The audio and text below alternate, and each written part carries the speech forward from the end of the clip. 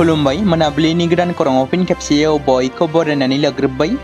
दिनै 11 जुलाइ 2025 दासिमनि नोंथांमोननि गेजेराव मोनाबिलिनि सुंद' खौरांखौ लानानै फैलायबाय।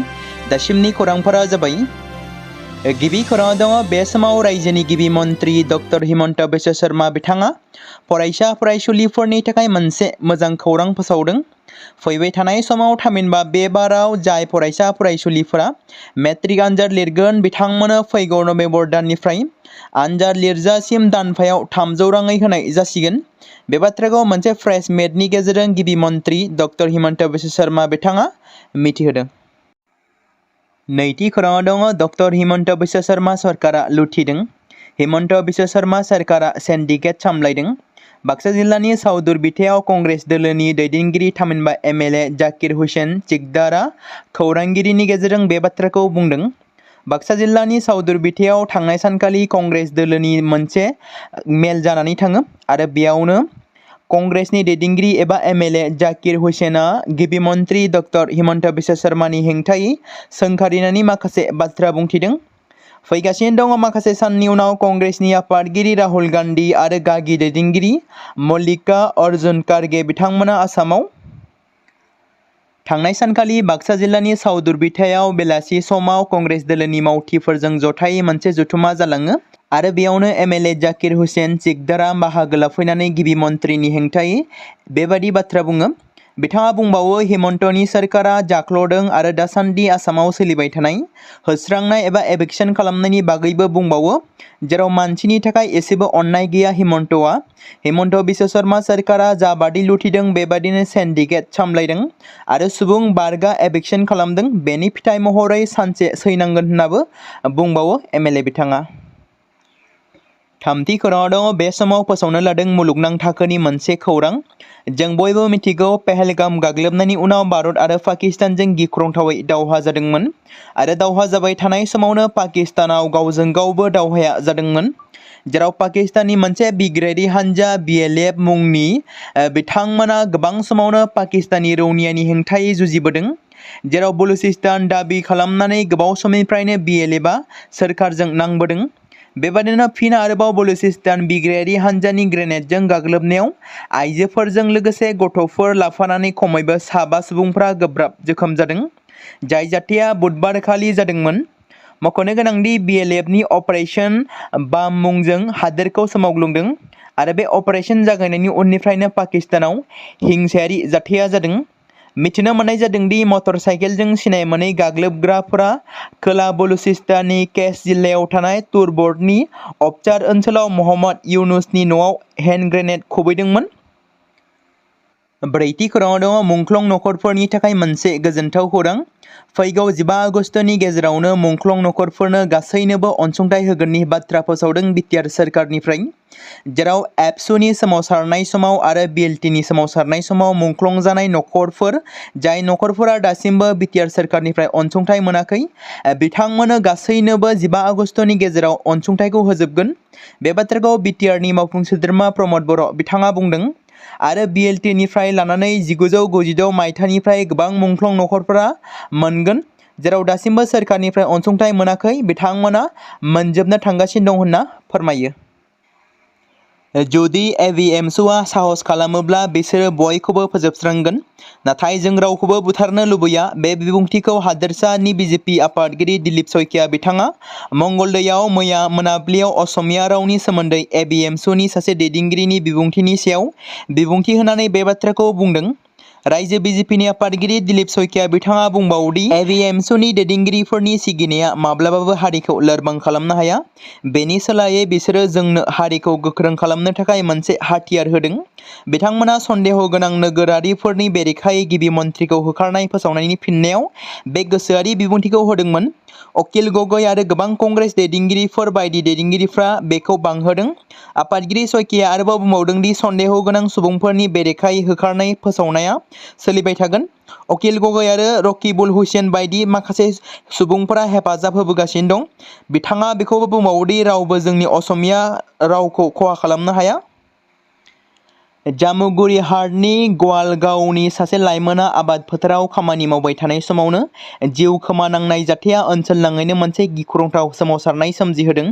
खौरां मोननाय बायदिब्ला उमेश दास आरो उल्पना दासनि फिसाज्ला समुद्र दास 16 बोसोर बैसोनि सासे गथ'आ फोथाराव खामानि मावबाय थादोंमोन आरो गोबाव सम खामानि मावबाय थानायनि उनाव फोथारनिफ्राय फैफिननाय सेंग्रानि जेबो नेरसोन गैयाजासे नखरनि सुबुंफोरा बिथांनि मबाइल फनखौ कल खालामनो गोबां नाजादोंमोनब्लाबो मोनाखैमोन। नाथाय जेबो फिननाय मोनैयाव बिसोरो फोथाराव बिथांखौ नागिरनो थांदोंमोन आरो फोथाराव सहैनायनि उनाव नखरनि सुबुंफोरा सेंग्राखौ हायाव गोग्लैना थैना थानाय थासारियाव नुयो आरो सोमोनांदोंमोन। बेनि उनाव जेब्ला बिथांमोना गामिनि सुबुंफोरनो जाथायनि बागै खौरां हरो अब्ला गासै गामियाव दावराव-दावसि सोमजिहोयो आरो गामिनि सुबुंफोरा गोख्रैनो सेंग्राखौ मोनसे फाहामथायनि थाखाय मोनसे बादायाव लांनाय जादोंमोन। नाथाय बेयाव थानाय डाक्टरफ्रा बिथांखौ थैबाय होनना फोसावदोंमोन। बबेखानि फोथाराव सेंग्रानि थैनायनि गुबै जाहोनखौ मिथिनो मोननाय जायाखै। थेवब्लाबो बेखौ सन्देह खालामनाय जादों दि बिथाङा जोबोद दुंहाव थासारिजों थैदोंमोन। समुद्र दास मुंनि सेंग्रानि अबथिरायै रुंसारि जानाया गासै गामियाव दुखुनि सायख्लुम लाबोदों। रायजोआव दासान्दि गोबांथार आयेन बेरेखायै फेग्रा मुवानि अपारेशन खालामगासिनो दं। बेबादिनो फेग्रा मुवानि बेरेखायै मोनसे अपारेशन खालामनायाव हाइलाकान्दि पुलिसआ गोबां बिबांनि हेर'इन आरो नंखाय रां जब्द खालामनो हादों। मोनसे स्रोत सुलुंनि खौरांनि सायाव बिथा खालामनानै हाइलाकान्दि पुलिसआ रत्नपुर शाहपुर लामानि भजपुरियाव मोनसे अपारेशन खालामदोंमोन आरो बेयावनो 2.25 ग्राम हेर'इनखौ जब्द खालामो। हेर'इनजों लोगोसेनो गोबां लांदां प्लास्टिकनि कन्टेनार आरो 19,500 रां नंखाय रां जब्द खालामनो हायो। मुलि रोगानायनि थाखाय बाहायजानाय गंसे अट' आरो सासे फालांगिरिखौ हमनाय जादोंमोन। हमजानाय सुबुङा बहादुरपुर पारसेनिनि होनना सिनायथि होदों। उदालगुरि जिल्ला बर' थुनलाइ आफादनि मावखुलि लुफुंनो थाखाय अन्थाइ खाम्फा गायसनबाय। बिटिआरनि सिएम प्रमद बर'आ सानसेनि मेहेरगोनां हाबाफारिनि गेजेरजों बर'नि माहारियारि आफाद बर' थुनलाइ आफाद जिल्ला कमिटिनो गोदानै लुफुंनो गोनां मावखुलिफोरनि मोनथाम जिल्ला आफादफोर जेरै जालबारि, तामुलपुर आरो उदालगुरियाव अन्थाइ खाम्फा गायसननाय हाबाफारिया जालाङो। मख'नो गोनांदि आसाम सोरखारनिफ्राय बिटिआर सोरखारनो 2025 आरो 2026 रांखान्थि बोसोरनि इनफ्रास्ट्राक्चार डेभेलपमेन्ट फान्डनि बर' थुनलाइ आफादनि जिल्ला आफादखौ लुफुंनो थाखाय 50 लाख रांनि गोदान मावखुलि लुफुंनायनि थाखाय गुबुन जिल्लाफोरजों लोगोसे उदालगुरि जिल्ला बर' थुनलाइ आफादनि गाहाय मावखुलि बिहुराम बर' भवनावबो बे अन्थाइ खाम्फा गायसननाय हाबाफारिया जानानै थाङो। मिरु बर' थुनलाइ आफादनि बानजायनायजों लोगोसे उदालगुरि जिल्ला बर' थुनलाइ आफादनि गाहाय नेहाथारि पितरगोरा खुंग्रा दैमारि बिथांनि मासि लानानै दैदेननाय हाबाफारियावनो बिटिआरनि सिएम प्रमद बर' बिथाङा बाहागो लानानै लुफुंनो गोनां गोदान मावखुलिनि गाहाय खुन्थियाखौ बिथाङा हा होजेननानै बेखेवो। बे समाव मोनसे गोनां फोसावथाय बर' सावथुन नायनानै मोजां मोनग्रा गासै बर' रायजो राजाफोरनि गेजेराव लानानै फैदों मोनसे बर'नि OTT प्लेटफर्म गोनां जाय प्लेटफर्मनि गेजेरजों नोंथांमोना बर'नि गोदान गोजाम सावथुनफोरखौ नुनो मोनगोन। थांनाय माखासे बोसोर सिगां बर'नि गेजेराव लानानै फैनाय निउबो एप बायदिनो फिन आरोबाव लानानै फैदों बर' रायजो राजाफोरनि थाखाय। बे बाथ्राखौ मख'नाया गोनांदि 2025 मायथाइनि जानुवारि दानाव ओंखारनाय आंगो स्ट्रिम मुंनि मोनसे OTT प्लेटफर्म गोनां निउबो एपनि गेजेरजों नोंथांमोना गोबांथार बर'नि सावथुनफोर जेरै ट्रेजेडि, रमान्टिक, एक्सन आरो कमेडिजों बुंफबनाय सावथुनफोरखौ नुनो मोनगोन। जेरै सनानि नखर, थांखि गैयै समाज, अनसुला आफा, हिर', बिमा बायदि बाजै, अर, थैसाम, वान्टेड, संदान आरो रं नाम्बार बायदि सावथुनफोरा मख'जाथाव। बेफोर सावथुनफोरखौ नायनो थाखाय नोंथांमोना गिबियावनो आंगो स्ट्रिम एपखौ गाव गावनि मबाइलाव थानाय प्ले स्ट'रनिफ्राय डाउनल'ड खालामनानै लोगोसे इनस्टल खालामनानै गावनि मबाइल नाम्बारजों लगइन खालामनानै लाग्रोनांगोन।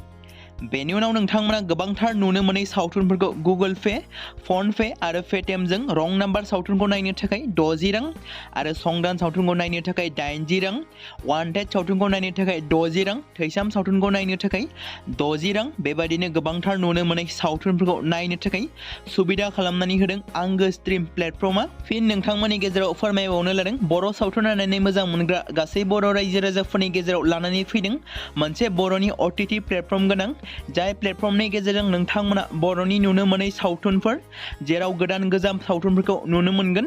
बे बाथ्राखौ मख'नाया गोनांदि 2025 मायथाइनि जानुवारि दानाव दिहुनजानाय आंगो स्ट्रीम मुंनि मोनसे OTT प्लेटफर्म गोनां एपनि गेजेरजों नोंथांमोना गोबांथार बर'नि ट्रेजेडी, रमान्टिक, एक्शन आरो कमेडीजों बुंफबनाय सावथुनफोरखौ नुनो मोनगोन। जेरै रं नाम्बार, संदान, वान्टेड, थैसाम, अर, बिमा बायदि बाजै, हिर', अनसुलाफा, थांखि गैयि समाज, सनानि नखर बायदि बायदि सावथुनफ्रा मख'जाथाव।